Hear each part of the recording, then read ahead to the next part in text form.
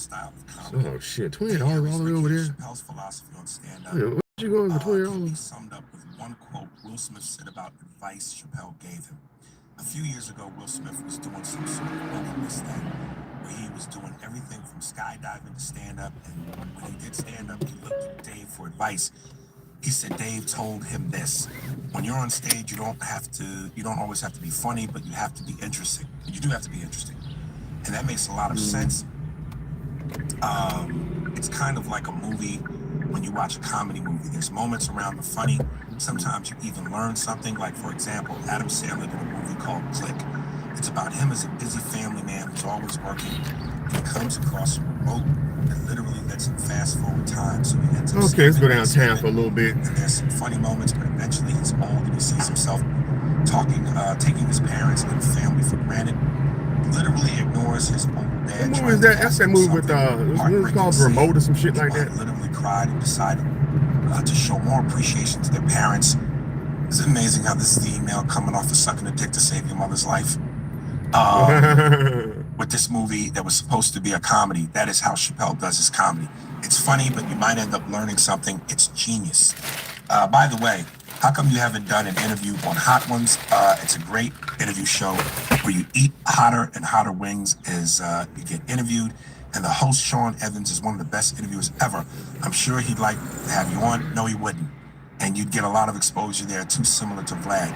Thanks all for today. Have a good one, fellas. Keep up the great work. I wanted to get on there. I tried to get on there. My publicist and Nate told me no. And the only thing I could allude, because I've never said anything bad about the guy, I've never shitted on his show. But again, I think he might be one of those people that heard me talk about race, or somebody said to him, he don't like white people. So whether someone told him or whether he saw something himself, and that's the only thing I could allude to, because I've never shit on the show, I've never shit on him, I've never said anything about it, other than I thought it was a great show and I would have loved to have done it, but they said no. Why'd you ask again now? I mean, they're done now. I think they're finished. Like, it's no longer. They're not doing it anymore? No. That was a good show. Yeah, and it prompted me to want to say, fuck them, come up with your own show. And I remember I reached out, I put the bat signal in the air, and I had said to anybody that's a chef or cook, people that dabble in food, have their own business, hit me up, and I got flooded. But I was like, what's a version of that show that black people can do? And I couldn't think of one, because I'm just like, and I'm sure there is. There's something for everything, but everybody eats hot wings. Everybody eats hot wings. Everybody eats hot Tailgate, wings. Super Bowl, sporting event, just because. And what made that show so understandable is it's such a universal thing. Everybody eats hot wings. I'm going, what's something that everybody eats that could be cultural for blacks? Let me see what they're saying. Nothing. You can't say chitlins because everybody ain't doing that. You know, what is a food? Barbecue. Yeah, but there's just different kinds of barbecue too, so it makes it interesting. Why does it have to just be one thing? Well, just saying, there's different kinds of barbecue, so make it interesting. You pull out some bologna on somebody, then it'll be a little bit. But the whole thing with hot wings, it was all about, can you handle the spice? Right. It was ultimately about, can you make it from the lowest, weakest level to the hottest level? What's the challenge in a barbecue? Challenge? What's the challenge? Words are the challenge. Unless you basically copying hot wings, sauces. Yeah, but then you're copying them. What's different? I said you should, because if you reach out to all these chefs and people, then it's like, you want to incorporate them, go to a different place each time. Maybe have kind of like a question game, rate your blackness. We talked about a few different things. One, get offline, please. He's trying to change this so it doesn't work out as well. But Aries likes to eat after shows, and I thought it would be cool if he did his own show where he said the best late night food in every city that we went to. You should have your own list. But like to get, because listen, part of what made Hot Wings what it was you tuned in for the celebrities. So how do you get guests to come in and have a consistent formula? You have to get the guests. But even if you got them, what's the formula? You go into this restaurant late night and you meet the chef and you guys talk about food and he makes a meal and you guys talk. The problem is, and this is one of the hard things when you do food.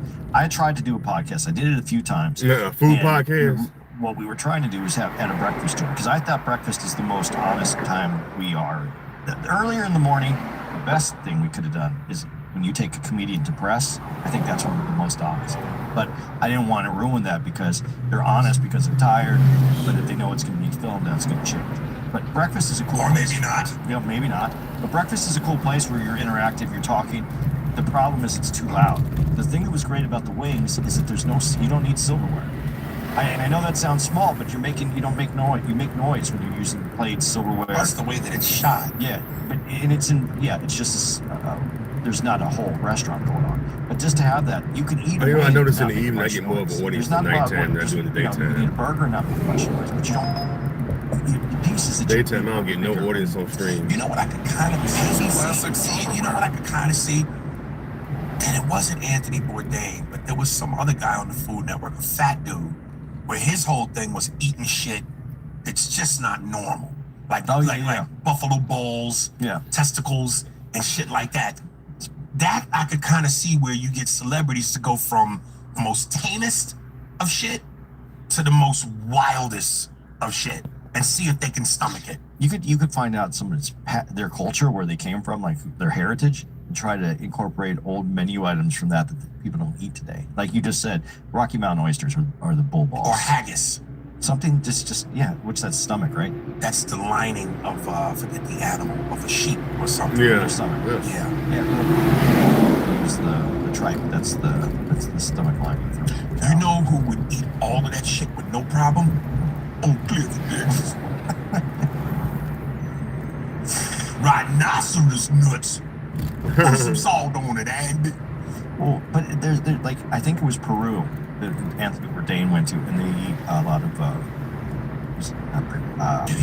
guinea pigs. Yeah, and that's interesting.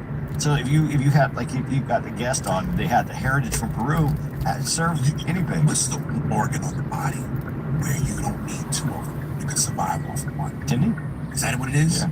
Nigga, if you had two gooches, you know what I'm saying?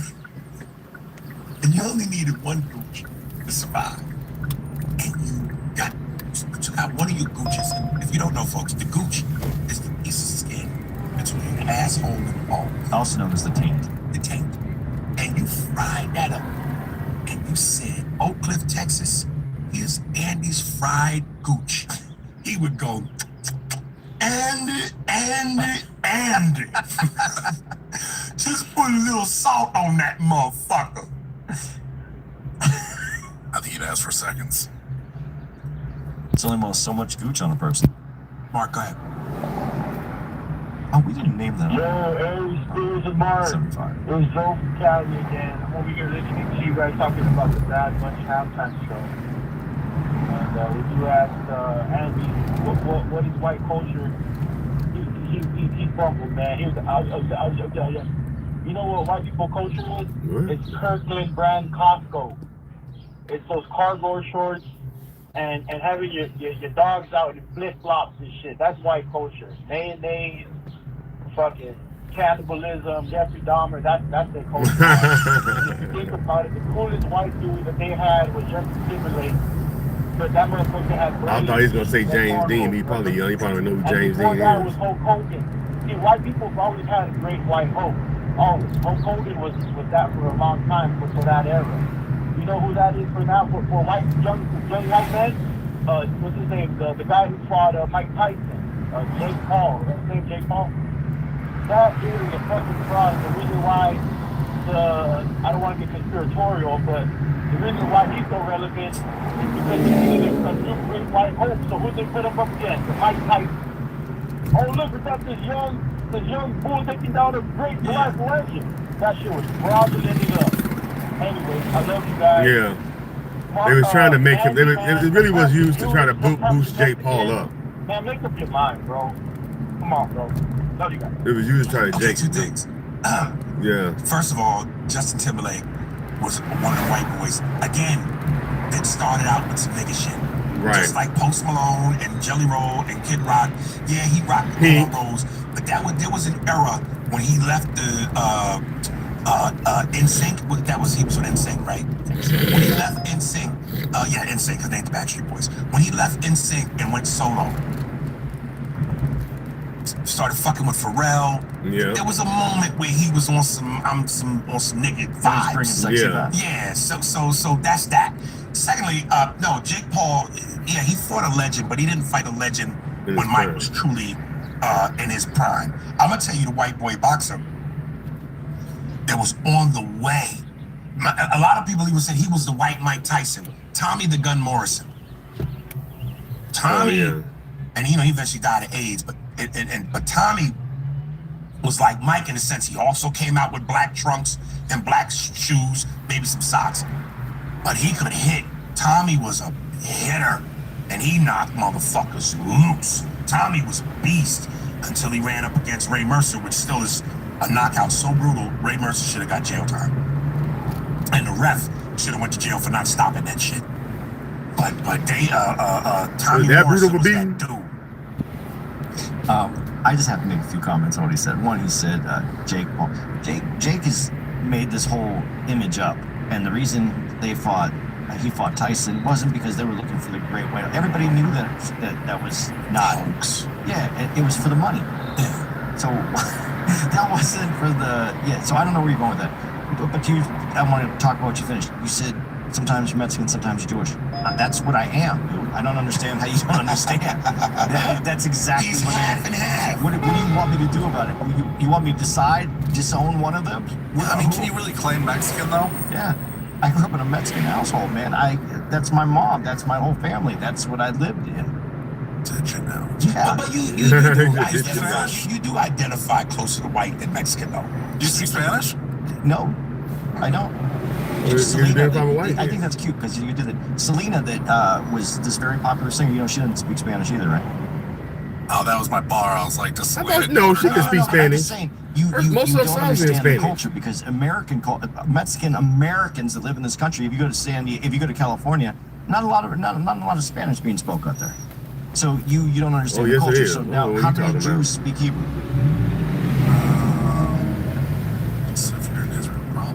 Okay, so what the fuck is your point there? That's where all these immigrants out here. I grew up like bringing from the Definitely. But I'm asking you what your point is. Oh no, I was just curious. I was wondering if you spoke Spanish or not. As a kid, if I use your analogy, yeah, I spoke Spanish as a kid. When my mom moved away, I wasn't living in a Mexican household anymore, and I was living with my stepfather. No Spanish was being spoke, so that shit went by the wayside. So I'm asking you, what's your point? Well, I don't know. Like, is that how you judge? Is that how you judge someone is Mexican? They speak Spanish? On a scale of 1 to 100, you're definitely not 100. No, I'm 50. That's the ratio. But what I'm asking you the question. I want to ask you the question. Yeah. Is that your definition of who was Mexican? No, it's your DNA stuff, but culturally, So you're missing out on some of the culture. New word, culture-y. So what you're saying is, if you speak Spanish though, then you're Mexican, right? No. Okay. I'm just saying. What did you say? Language is a big part of culture. Is it? Yeah. Is it? Okay, so are you American? So I'm American. Just saying. Am I American? We're American. Okay. So that gets me to my last point here. When you said I fumbled it, no, when Aries asked me what white culture was, I actually said this, and I remember saying it very well. I can't tell you what white culture is, I can tell you what American culture is. So tell me where the fumble was. Because this country that we live in isn't made up of just, I'm a product of what America is. That's a Mexican Jew who's in America. So explain to me what my culture is. Well, yes, my culture is American culture, but there is a specificity to black culture. Yes, very, very specific. But are you African? No, I am not. Okay. I'm African American. But are you African? No. Okay. So there's a specific to being an American.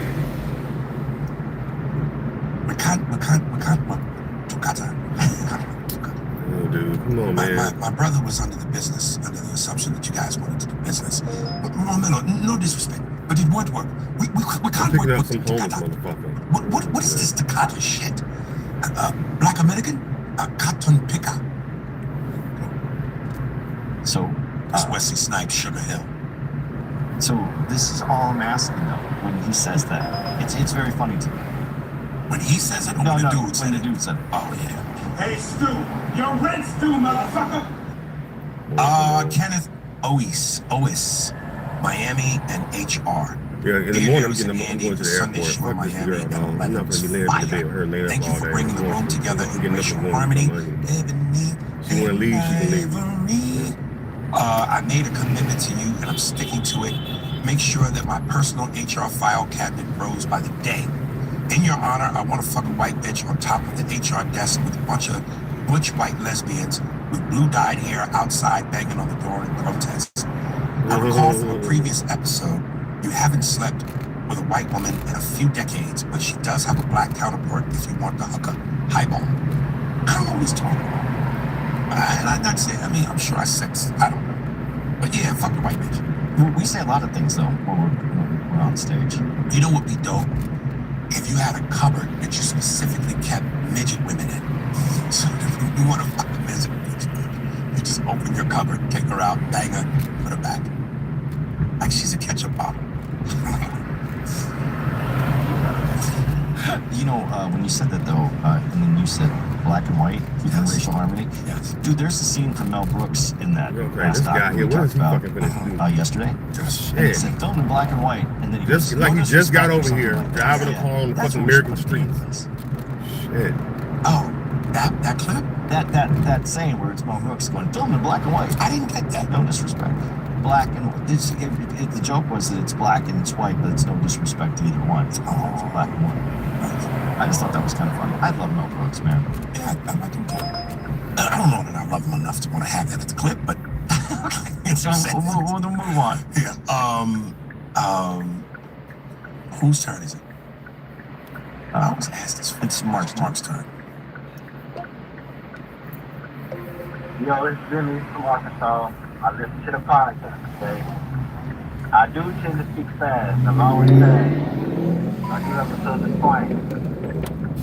But I will say, very educated, have a master's degree in occupational therapy. But about the Ryan Davis thing, I get your opinion. But Ed, I think you're wrong to say that I think it's because it's long so it seems like Chappelle. No.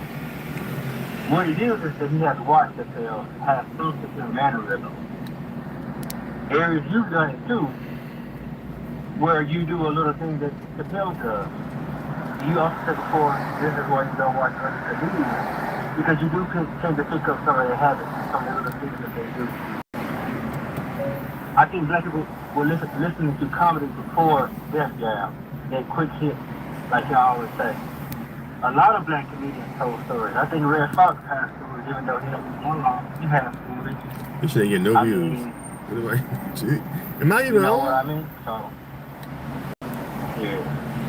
I don't think we're all just, Shit, ain't no damn views. I love it, right? I had to call in again because, well, I called in last time. But that's why I say Rod Davis is a dangerous knockoff, because just watch him. He has some of his tendencies, some of his mannerisms. Just because he's watched Chappelle. That's what it is. You would pick up on it. You would do those things. That's just what happens. It's not that he's a bad comedian, but he did wrong and shut him stop Nightcap. Nobody was laughing. It wasn't because it was long form. I do His this. jokes, the punchlines wasn't hitting.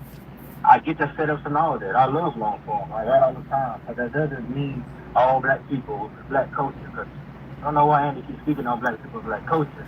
As if he just know because he grew up with a few black people on the base or some shit like that. I don't really get it. And you let them do whatever it is. Why I call in though, some people don't do it. I don't care if I talk shit or not. Yeah. Dude, I don't get certain people's assessments. Well, first of all, you won't tell me about my opinion. And what was he supposed to do if he That's said like punch him in the That's face? that's You like let him say it. saying to What somebody, am I supposed to do? Jump on him? you hungry, huh? You want to eat? Black people All so right, I'm gonna fucking take a crazy. spoon with some food on it. Shit. Put it in your mouth, and before You you be in take it off jail? the spoon, you yank the spoon out my mouth with the food still on it. If it's mine, it's mine. And I don't pick up on Chappelle and Ryan Davis being similar in any way. Well, here, I'll give you the example. Have you ever been in a Ford car? Oh, Ford. A Ford? No. You never been in a Ford? You God, no. Okay, well, I'm going to tell you this, but you have a Chevy. Well, it's a Cadillac, right? Mm-hmm. Do the wheels spin and go around? Yeah. So do Fords. Okay. So that's the similarity. Oh. They're both using their voice. They're both talking. You're using long form.